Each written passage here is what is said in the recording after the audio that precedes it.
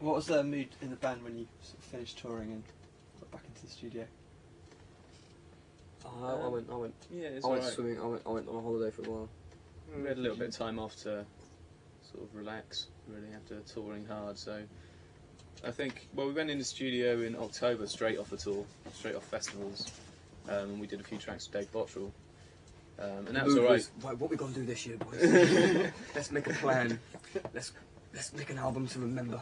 Let's do something that's going to be remembered for the rest of time. Let's change the face of music. That was our general approach. With that approach. With that sort of approach. With Literally that approach, you know what I mean? Like, yeah, on the one hand, yeah, but on the other hand, a bit of a joke, you know? But with that approach, it was pretty relaxed. The first time we went in the studio last year with Dave Bottrell, we went in straight off the road. So we sort of knew what we were going to do, and the songs we recorded were the new songs we were playing live, so we just like, we're still in that sort of live vibe. Yeah. Well, initially we just recorded songs we've been playing live, so that those ones I'd say just sound like a three-piece raw sort of thing. It wasn't until I went away on holiday for a bit, took maybe a couple of weeks here to have a break. I think since we've been working with John Leckie, that's when we've been starting to do the stuff that really is sort of quite different to what we've been doing before, trying out new ideas, things like that. Working with John Leckie's really good because he's got, you know, he's really, he's just, you know, a great producer, and he's always playing us like weird music we've never heard before, which is it's always a good thing to have around you when you're making a new record. Is surround yourself with stuff that's all new and you haven't heard before. Sort of thing. Was there a temptation to overindulge? Yeah. On the album. Yeah, because you we've done that already. We've done that already. It's one. It's gonna be that. It's gonna be. You know, it's you'll hear it. You know, someone will hear it and they'll get us indulging it. How do you draw the line? What's that? How do you draw the line on? We don't. We just go as far as you possibly You can, but you can always do what you want at a later stage. You don't draw a line. If you draw a line, that's like covering yourself up. You just. It's best to do as much as you can, or as much well, as you think you need. It's not quantity. It's just doing what you want. You know, yeah, just not being embarrassed about who you really are, and sort of trying to get that on record. And you know, to some people that may seem, some people might, you know, if everyone just let go of their inhibitions and showed everyone for what they really were, some people might not like them. Some people might really like them.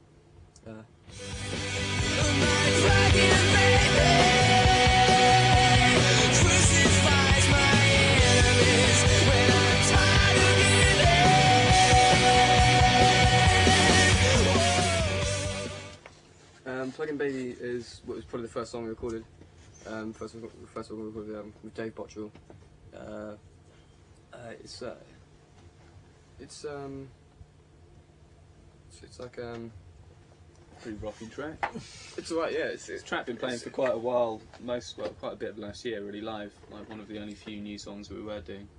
It's a three-piece band. Yeah, and it's very sort of. It's got a guitar, bass, and drums. And like the bass distortion is on that side. Of the speaker, the pan, and the guitar's on that side, and that's not very normal. Normally you have a bass in the middle and like loads of guitars on the side.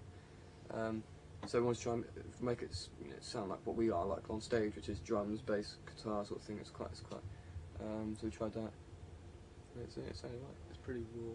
What it was we only actually wanted to do. What we only planned to do, even if there wasn't any element of planning, was going to be Plug-in Baby with Dave Bottrell because. We happened to have like 1 week in the studio and a week off, and we were supposed to have a week off, and we said, oh, we may as well just go to this place, which is a nice studio, relax there because it's got a swimming pool, and record one song. Because so yeah. But whilst we're in there, it happened that the studio said, oh, we've got an extra week, and we said, oh, we may as well do some more songs then. So that was like a bit of a chance really, and that's probably the only reason why we ended up doing 4 or 5 songs with Dave Bottrell, because we had that bit of extra time, and he had to disappear anyway after that, and he's been in the States doing a Tool album, so.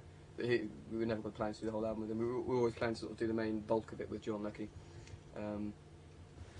because some producers, like, you know, you wonder what, you know, twiddling knobs and stuff, and like they want to get more involved in that if they can, and like, but most of the time we don't really ever let, well, producers never really interfere with anything like that, you know, like arrangements. But I think I know what you were saying. Dave Bottrell was the only guy that he actually said something once about a song in terms of arrangement. We actually went. That's a good idea. Yeah. Did you ever want to think about doing it yourselves? What, the arranging? No, the whole production. Oh, I don't know how to use an SSL. That's the thing. Yeah, we probably need to get someone to use the gear. But everything we've done anyway has been co-produced. You know, it's all with John and Dave. It's always co-producing anyway. I mean, producing it's like it's a loose term. It can mean a lot of things, a lot of different things. I think to me what it means is it's selecting what songs you record, how you record them, and things like that. And where you put the microphones and what sort of sounds you want to go for.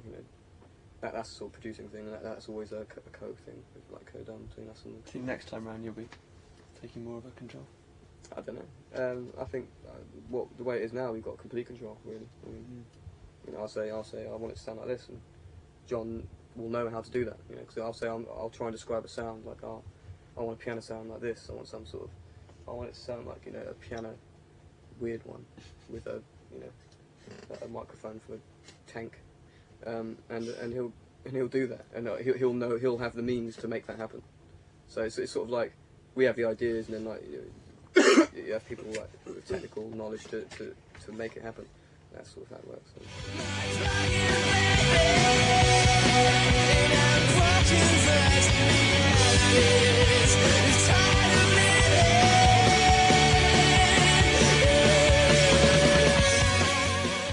I think with the Dave Bottrell session we had set up a big PA in the room, so it was pretty much identical to playing a gig.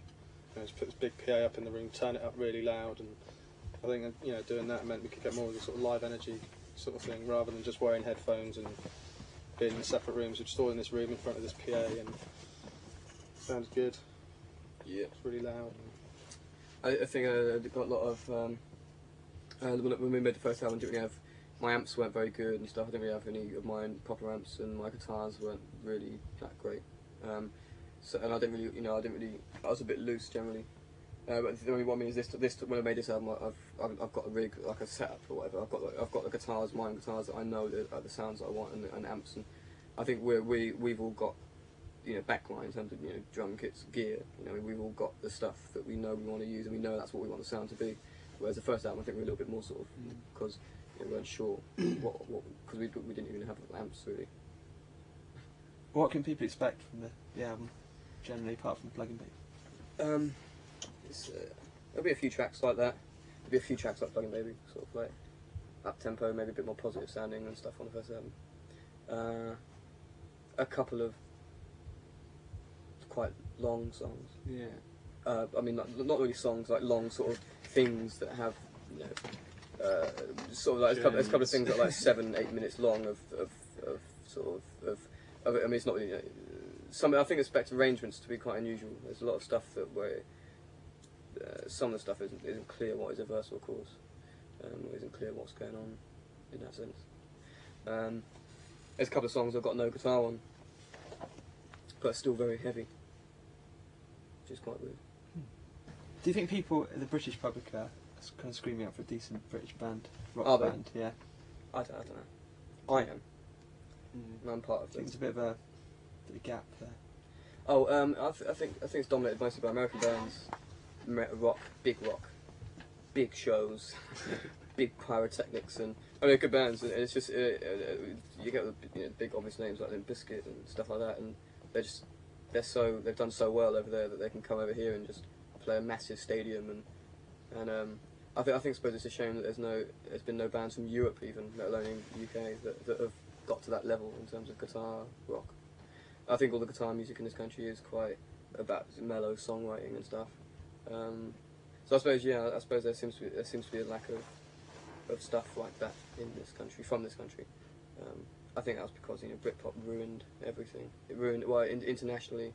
Everyone sees English bands as a bit of a joke since then, especially in the USA.